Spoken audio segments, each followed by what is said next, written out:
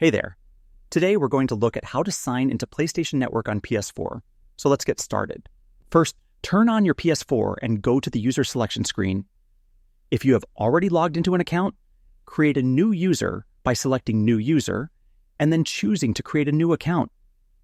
To sign in, swipe up on the main menu using your left analog stick and scroll to the settings icon, which looks like a briefcase. Open Settings and select Account Management. Inside Account Management, select Sign In to PlayStation Network. You will be asked to enter your email address and password linked to your PSN account. If you do not have an account, choose the option to create a new one by entering your details. You can use your existing PlayStation Network account for other users or start fresh with a new one.